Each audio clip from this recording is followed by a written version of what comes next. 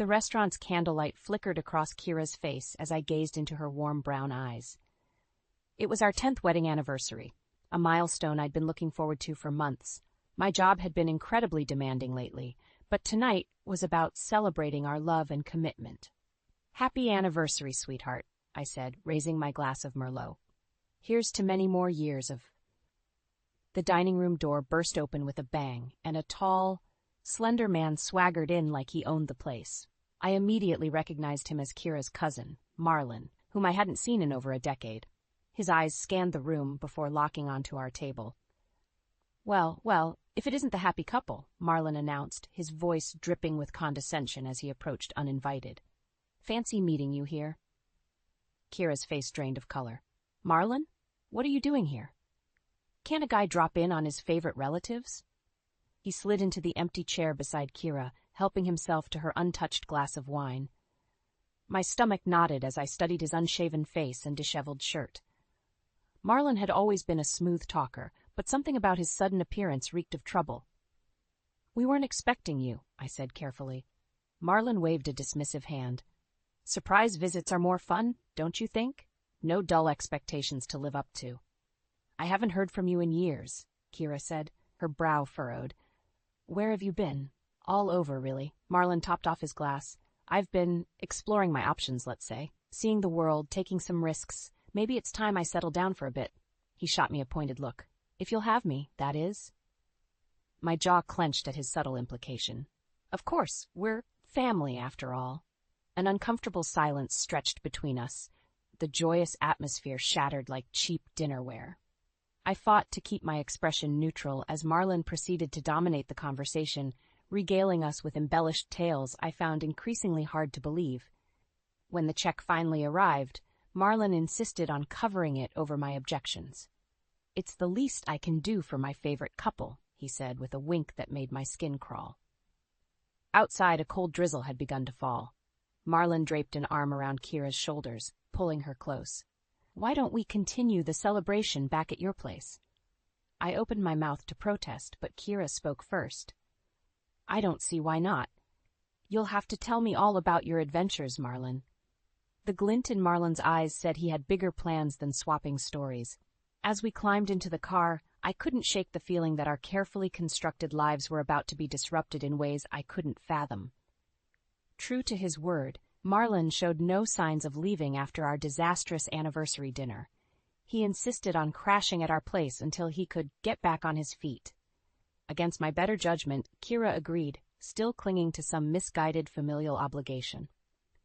Over the next few weeks, Marlon worked his way into our daily routines with maddening ease.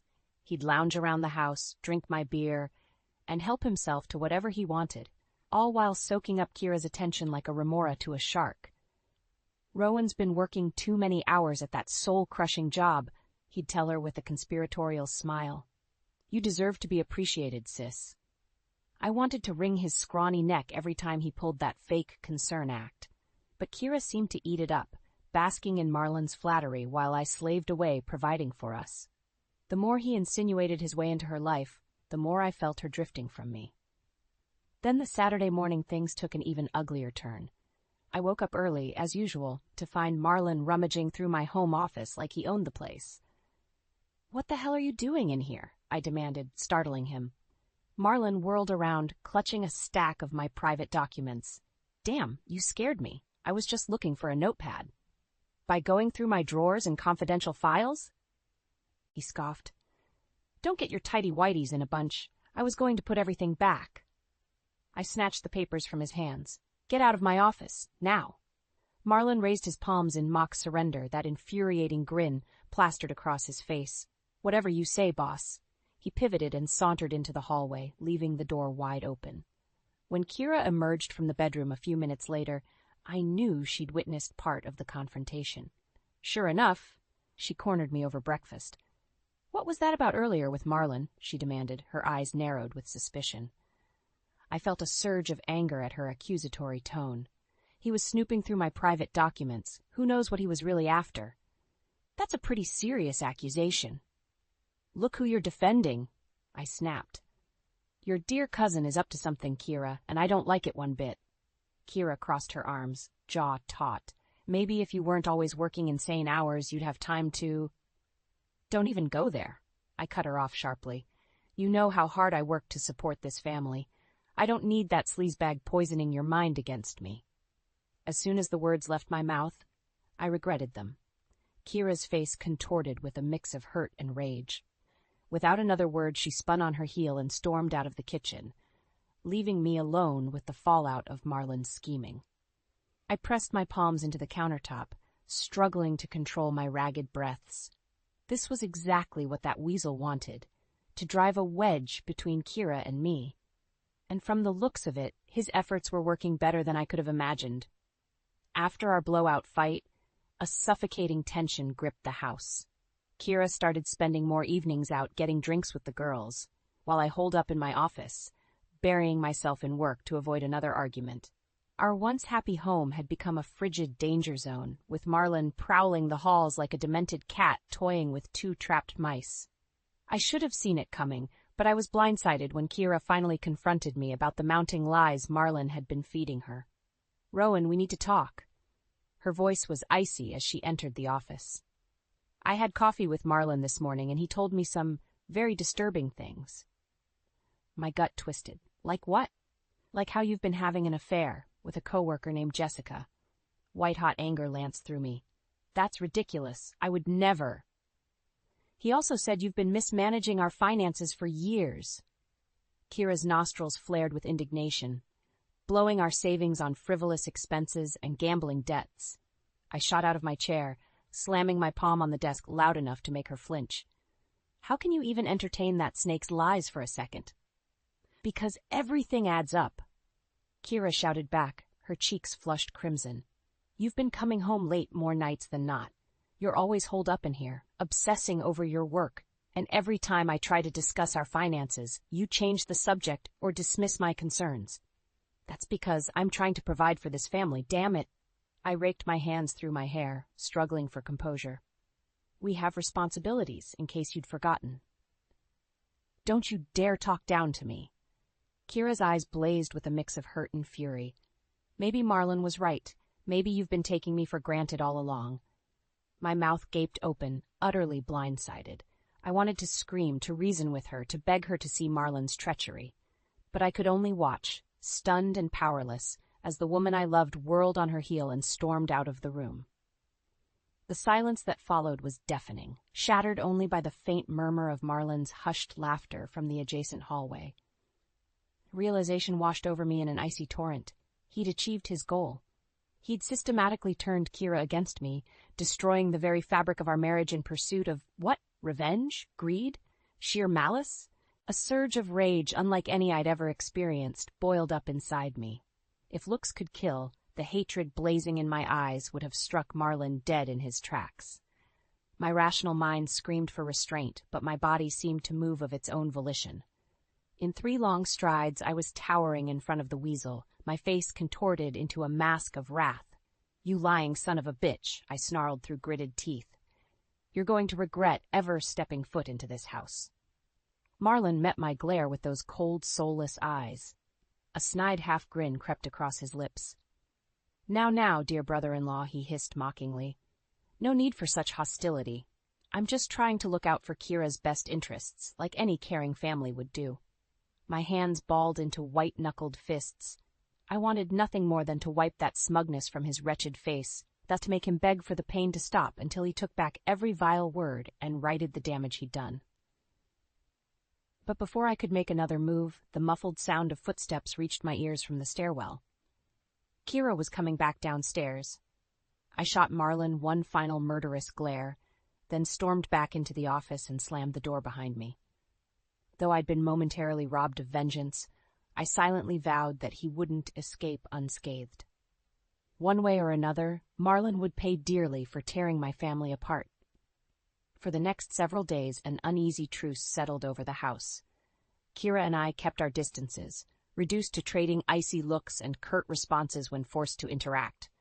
All the while, Marlon slithered between us, putting on his concerned friend act whenever Kira was around. "She's clearly under a lot of stress," I overheard him telling her one evening as I passed through the den. Maybe you should suggest Rowan take some time off to get his head straight. My fists clenched at the sugary venom in his tone, but before I could confront him, Kira appeared in the doorway and fixed me with a pointed glare. "That's not a bad idea," she said flatly. "You've been working too hard lately. Some time off might do you good." I opened my mouth to protest, but Marlon jumped in with a sage nod.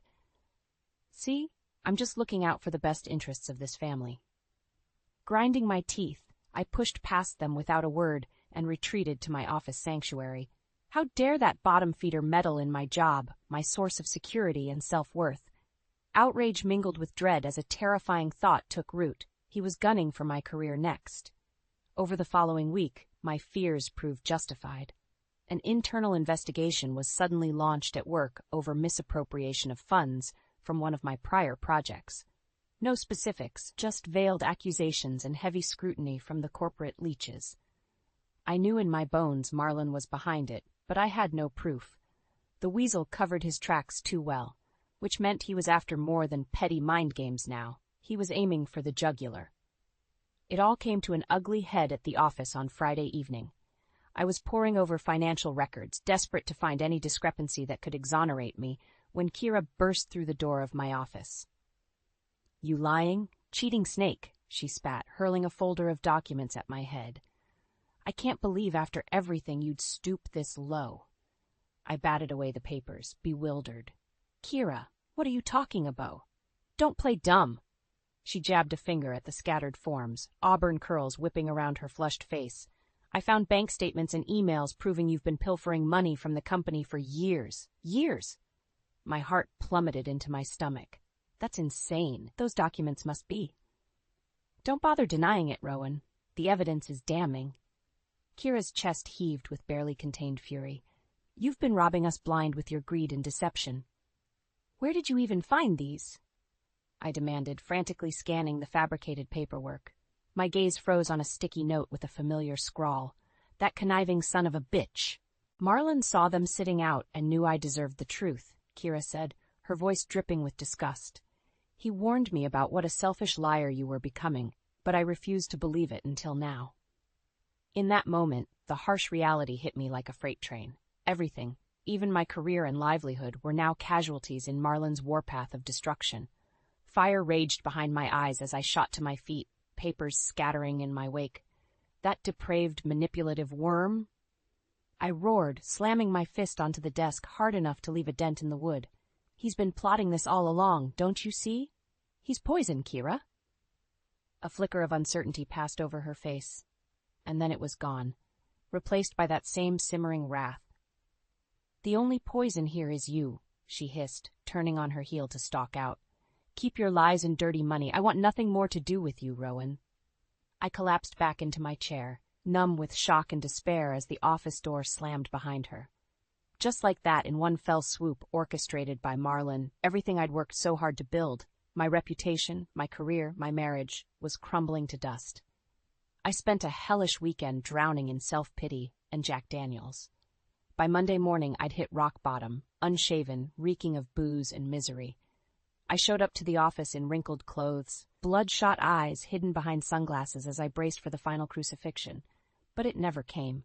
Instead, Kira was waiting in the parking lot, looking just as haggard and remorseful as I felt. "We need to talk," she said flatly as I trudged closer. "Somewhere private." My tongue felt like leather. "If this is about the divorce papers, it's not." She inhaled deeply, chewing her bottom lip. "It's about Marlon." A surge of anger momentarily lifted my hungover fog.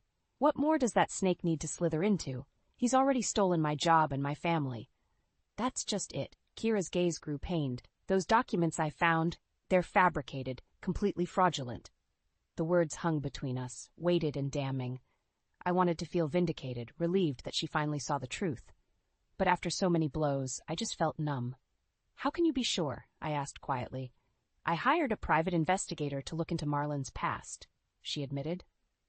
"He has a reputation for this kind of sociopathic behavior, using lies and deceit to turn families against one another for his own twisted aims." A sour taste flooded my mouth, anger and hatred reigniting in my gut. That sadistic worm had shattered every shred of trust, every ounce of love Kira and I once shared, all for his own sick enjoyment. So now you know, I shrugged weakly. Fat lot of good it does me now. My life is still in ruins. Kira stepped closer, laying a trembling hand on my arm in a gesture that just days ago would have made my heart leap.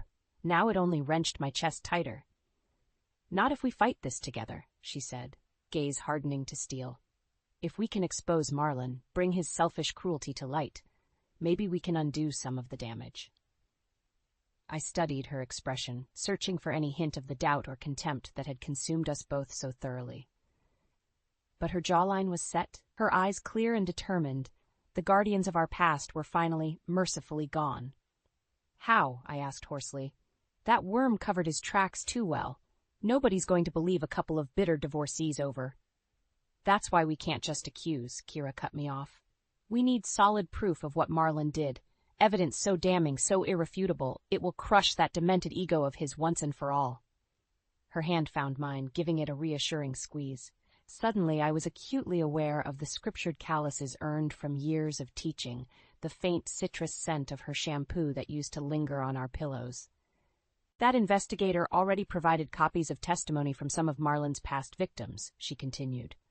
With the right records from our own situation, phone logs, emails, anything he didn't think to tamper with, we can weave together an undeniable trail of his emotional abuse and psychological torture.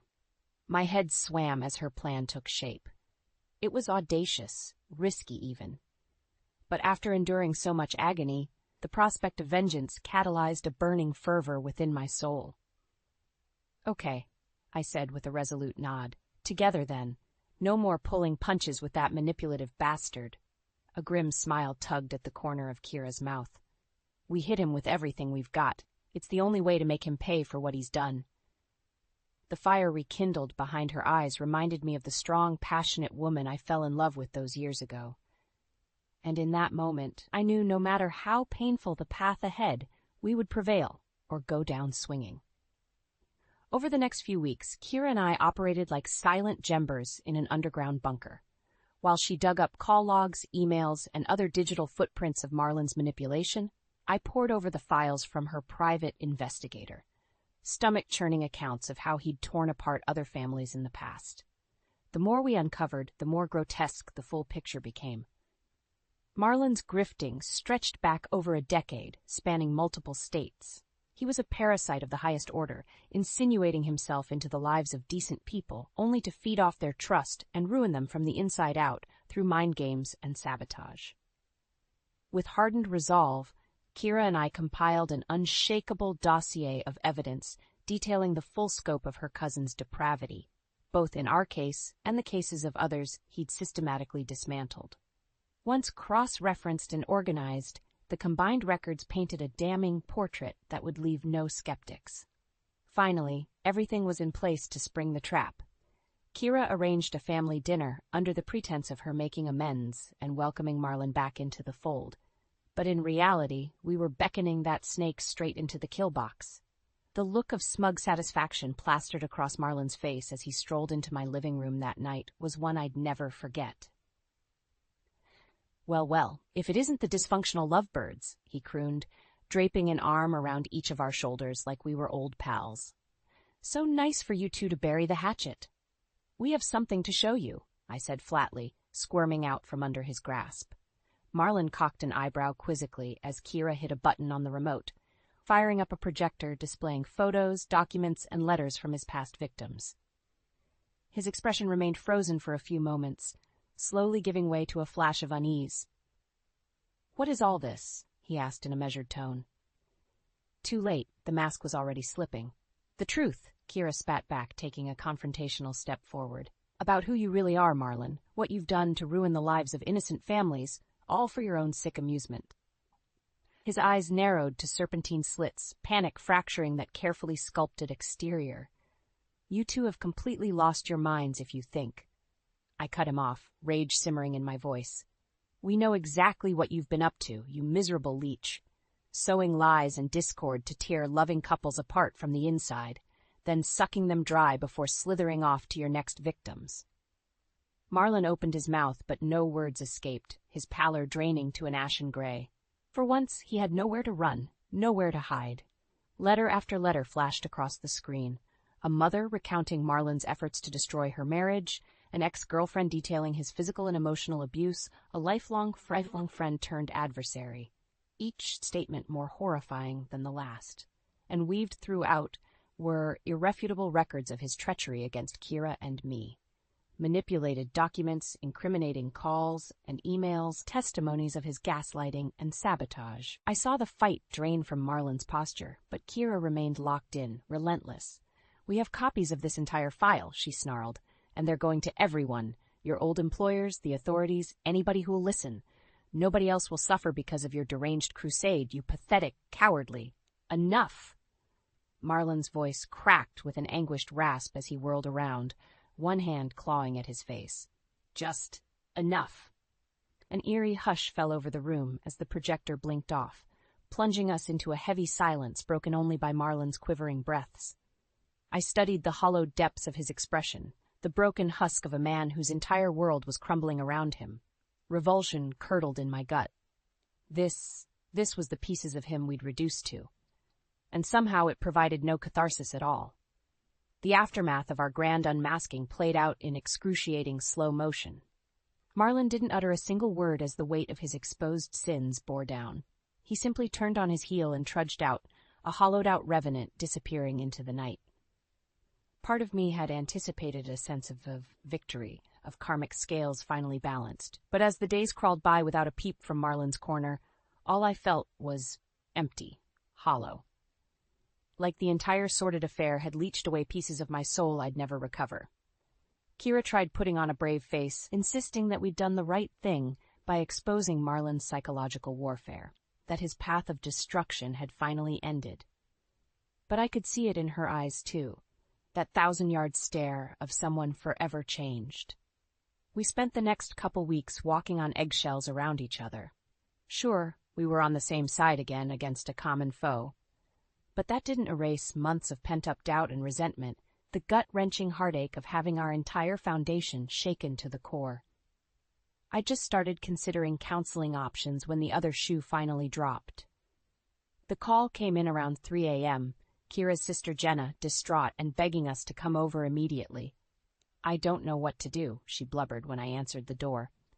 Red grooves lined her ashen cheeks, tears still flowing freely. "He just showed up, raving like a lunatic, making all these outrageous threats." "Whoa, slow down," I urged, steadying her trembling frame. "Who showed up, Jenna? What's going on?" Her haunted gaze met mine, lips quivering. "Mem Marlon, he's completely lost it." Like a wolf catching the scent of prey, I felt an electric surge shoot through my system. Without a word, I sprinted down the hall toward the loud commotion reverberating from the den. Jenna's husband Blake was there, along with two of his frat brother buddies, attempting to subdue a wild-eyed Marlon thrashing against their restraints. His clothes were disheveled, blonde locks matted with sweat, a broken bottle from the liquor cart clutched in one hand like a jagged shiv. "You self-righteous pricks," he howled, spittle flying from his contorted maw. "Trying to take away the only family that ever gave a shit about me?